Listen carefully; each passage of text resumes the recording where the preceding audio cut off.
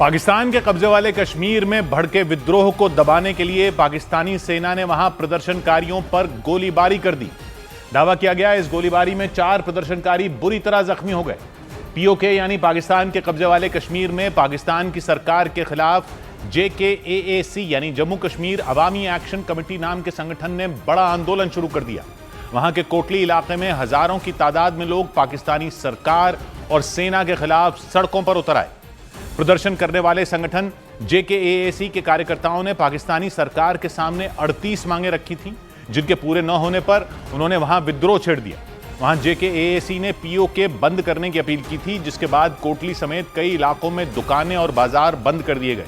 इस दौरान प्रदर्शनकारियों की कई जगहों पर पुलिस और पाकिस्तानी सेना के जवानों से झड़प भी हुई। इसी दौरान वहां गोलीबारी भी हुई, जिसके बाद विद्रोह और भड़क गया।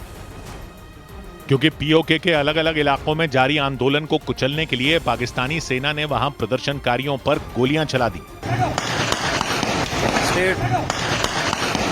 वहां हजारों की तादाद में लोग पाकिस्तान की सरकार और सेना के खिलाफ प्रदर्शन के लिए उतरे।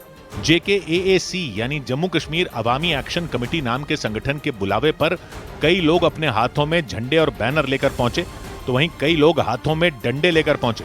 इसी दौरान एक जगह पर पाकिस्तानी जवान और प्रदर्शनकारी आमने सामने आ गए। पाकिस्तानी जवानों ने प्रदर्शन को कुचलने की कोशिश की तो प्रदर्शनकारियों ने उन पर पत्थर चला दिए। इसके बाद तो पाकिस्तानी जवानों ने आओ देखा ना ताओ, भीड़ को वहां से हटाने के लिए उन्होंने वहां फायरिंग कर दी। जानकारी के मुताबिक इस गोलीबारी में 4 लोग बुरी तरह जख्मी हो गए। इसके अलावा कई जगहों पर पुलिस और पाकिस्तानी सेना के साथ हुई झड़प में कई लोग घायल हो गए। JKAAC ने पाकिस्तानी सरकार के सामने 38 मांगे रखी थीं। जब वो मांगे नहीं मानी गईं तो उनके कार्यकर्ताओं ने पूरे POK में हंगामा कर दिया और अपने अधिकारों की लड़ाई के लिए POK में बंद का ऐलान किया था। JKAAC से जुड़े लोगों ने POK के कोटली में एक बड़ी रैली की। उस रैली में हजारों की तादाद में लोग उमड़ पड़े। वहां पाकिस्तानी सरकार और सेना पर अत्याचार करने के आरोप लगाते हुए प्रदर्शनकारियों ने उनके खिलाफ जमकर नारेबाजी की। इस प्रदर्शन से पाकिस्तान की सरकार के भी हाथ पैर फूल गए।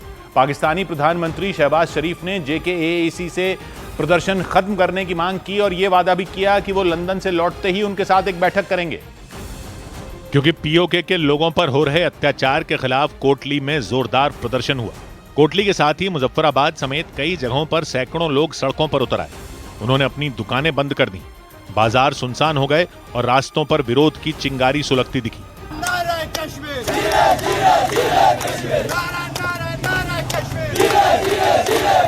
POK में पाकिस्तानी सेना के अत्याचार के बाद भड़के विद्रोह के बाद वहां हंगामा मच गया। बीजेपी नेता अल्ताफ ठाकुर ने इस आंदोलन का समर्थन करते हुए यह भरोसा जताया कि POK के लोग भारत से जुड़ना चाहते हैं। जम्मू कश्मीर का हिस्सा है, वो जम्मू कश्मीर के साथ आना चाहते हैं, हिंदुस्तान के साथ आना चाहते।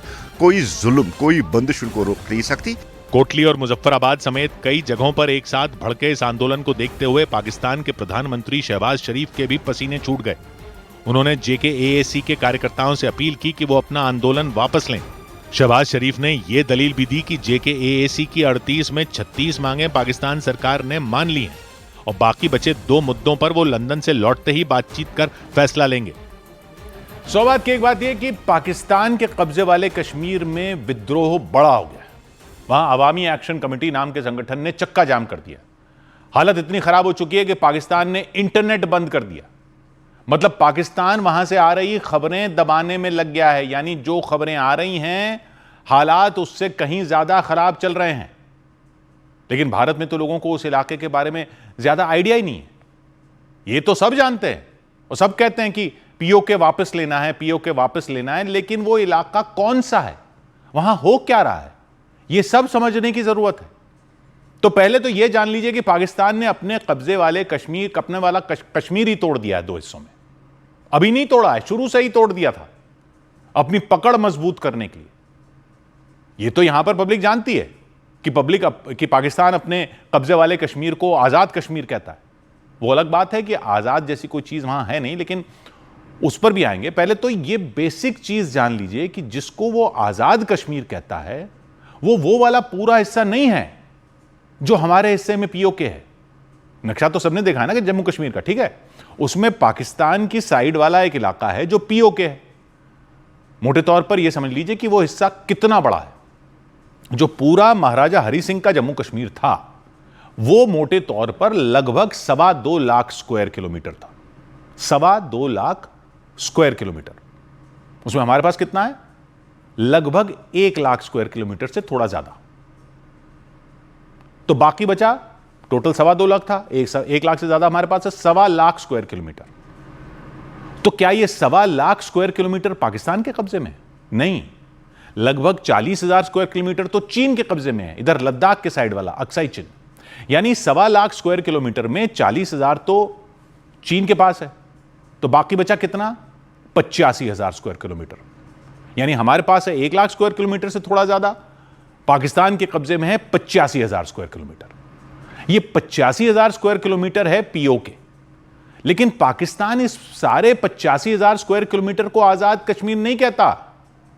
अभी जो हमारे पास 1 लाख स्क्वायर किलोमीटर है वो अब 2 केंद्र शासित प्रदेशों में है, जम्मू कश्मीर और लद्दाख अभी हुए हैं जो। तो जो लद्दाख के ऊपर वाला एरिया है वो पाकिस्तान ने पहले ही अलग कर लिया था, वो है गिलगित बाल्टिस्तान। उसके कब्जे में जो 85,000 स्क्वायर किलोमीटर का हिस्सा है उसमें 72,000 स्क्वायर किलोमीटर तो गिलगित बाल्टिस्तान है, 85 में 72। और जम्मू कश्मीर और पाकिस्तान के बीच एक जो छोटी सी पट्टी है पीओके की, उसको पाकिस्तान कहता है आजाद कश्मीर, क्योंकि 85,000 स्क्वायर किलोमीटर में 72,000 स्क्वायर किलोमीटर तो लद्दाख के ऊपर वाला इलाका गिलगित बाल्टिस्तान ही है। यानी बाकी जो पीओके है जिसको पाकिस्तान आजाद जम्मू कश्मीर कहता है, उसका एरिया है सिर्फ 13,000 स्क्वायर किलोमीटर। मतलब यह कि सबसे पहले तो दुनिया को और हमारे लोगों को भी यह जानने की जरूरत है कि पाकिस्तान जो दिखाने को कश्मीरियों की आजादी के साथ खड़ा होने के दावे करता रहता है, उसने असल में उस हिस्से को ही एक छोटे से टुकड़े में काट कर अलग कर रखा है। ये जो आप नाम सुनते रहते हो ना, मुजफ्फराबाद, मीरपुर, कोटली, रावलाकोट, ये सब पब्लिक सोचती है कि उस बड़े से हिस्से में कहीं है जो पीओके है। नहीं, जबकि ये तो सब उस संकरी सी जमीन की पट्टी में है। ऊपर तो सारा 72,000 स्क्वायर किलोमीटर का गिलगित बाल्टिस्तान है। शुरू में ही यानी 1949 में ही पाकिस्तान ने उसको यह कहकर अलग कर दिया था कि यहां के लोगों ने तो महाराजा के खिलाफ विद्रोह कर दिया था और ये पाकिस्तान के साथ आ गए थे, तो इनका कश्मीर से लेना देना ही नहीं है। तो क्या पाकिस्तान ने उसको अपने नक्शे में मिला लिया? नहीं, अपने में भी नहीं मिलाया, वो अलग ही रखा हुआ उसने, गिलगित बाल्टिस्तान। मतलब कहने को जो वो आजाद कश्मीर की सरकार चलाता है उससे जो अलग रखा हुआ उसको, लेकिन वो पाकिस्तान में भी नहीं है। बस पाकिस्तान की केंद्र सरकार जो है उसको डायरेक्ट कंट्रोल करती है। इसका सीधा मतलब क्या हुआ? सीधा मतलब यह हुआ कि सेना कंट्रोल करती है। और ऐसा क्यों कर रखा है उसने? वो इसलिए क्योंकि था तो ये सारा महाराजा हरि सिंह की रियासत में। पूरी दुनिया को यह कहानी सुनाता है पाकिस्तान कि इस इलाके पर विवाद है भारत से, तो दोनों बातें तो नहीं कर सकता कि विवादित इलाका भी बताए और अपने नक्शे में भी जोड़ ले। तो उसने इसको ऐसे ही अपने कंट्रोल में छोड़ रखा है। और इस इलाके में कश्मीरी नहीं है, गिलगित बाल्टिस्तान में कश्मीरी नहीं है। वहां पे गिलगित के इलाके में जो लोग रहते हैं वो ज्यादातर शिना लोग हैं। उनका रहन सहन मध्य एशिया के लोगों जैसा है। भाई आगे वहां पहाड़ों के पार ताजिकिस्तान है, अफगानिस्तान है, वहीं पर है। और शिना लोगों में ज्यादातर शिया मुसलमान होते हैं। और बाल्टिस्तान के इलाके में ज्यादातर बाल्टी लोग रहते हैं। उनका रहन सहन तिब्बत के लोगों जैसा है, शिंजियांग के लोगों जैसा है, हमारे लद्दाख के लोगों जैसा भी है। तो वो भी ज्यादातर शिया होते हैं। और इधर कश्मीर वाले पीओके के इलाके में सुन्नी लोग ज्यादा हैं। तो एक तो यह करके पाकिस्तान ने शिया सुन्नी इलाके भी अलग कर दिए, सुन्नी इधर शिया उधर। लेकिन उससे ज्यादा अहम है कि गिलगित बाल्टिस्तान का इलाका चीन के पास है, तो वहां अलग खेल कर रहा पाकिस्तान। सीपेक जो है, सीपीईसी, यानी वो जो चाइना पाकिस्तान इकोनॉमिक कॉरिडोर, वहीं से तो निकल रहा है। और ये दोनों इलाके पाकिस्तान सरकार का एक मंत्रालय चलाता है। मतलब कहने को तो वहां लोकल सरकारें रखी हुई हैं, लेकिन वो सब पाकिस्तान सरकार की कठपुतलियां होती हैं। अब विद्रोह क्यों हो रहा है ये समझिए। वहां के कश्मीर वाले इलाके में एक डैम बनाया पाकिस्तान ने, मंगला डैम। वो बिजली बनाता है 1300 मेगावाट। एक डैम है गिलगित बाल्टिस्तान में, उसका नाम है डायमर भाषा डैम। वो है 4,500 मेगावाट का। वहां की नदियों पर डैम बनाए हुए हैं, लेकिन उस पूरे इलाके में 20-20 घंटे रोज बिजली कटती है। मतलब यह कि 4-5 घंटे ही बिजली देता है पाकिस्तान। वहां बिजली चली जाती है वहां से पाकिस्तान की ग्रिड में, यानी वहां से पूरे पाकिस्तान को बिजली चली जाती है। इन्हीं इलाकों को बिजली नहीं जाती जहां की नदियों से यह बिजली बनाई जा रही है। पाकिस्तान की सरकार अपने उन प्रांतों को रॉयल्टी देती है। वहां क्या सिस्टम है, रॉयल्टी देते हैं। जिस राज्य जिस प्रांत के संसाधन इस्तेमाल कर रहे हैं उनको रॉयल्टी देती है, लेकिन इन इलाकों को नहीं देती, क्योंकि वो कहता है ये इलाके तो हमारे प्रांत ही नहीं है। यानी उनकी बिजली भी ले लेता है, उनकी पेमेंट भी नहीं करता और उनको बिजली भी नहीं देता। फिर यहां सीपैक बना रहा पाकिस्तान, उसके लिए जमीनें ली जाती हैं, लेकिन लोग कहते हैं कि मुआवजा ही नहीं देती पाकिस्तान की सरकार। यहां पर यूरेनियम की खदानें बताई जाती हैं, कई कीमती पत्थरों की खदानें बताई जाती हैं, माइनिंग करते हैं पाकिस्तान की कंपनियां करती हैं। लोकल लोगों को कोई पैसा नहीं देते, पैसा तो छोड़ो, कहते हैं कि रोजगार भी नहीं देते। मजदूर भी पंजाबी लेकर आते हैं, ठेकेदार भी पंजाबी होते हैं। जंगल के जंगल काटे जा रहे हैं, बाढ़ आ रही है हर साल, लेकिन वो सब लकड़ी जो है वो पाकिस्तान, उसकी कमाई भी पाकिस्तान की, ठेके भी पाकिस्तानियों के। जो आवाज उठाता है उसको आतंकी उठा के ले जाते हैं। वहां पे आतंकी पाल रखे हैं। आईएसआई ने इस इलाके में आतंकी कैंप बना रखे हैं।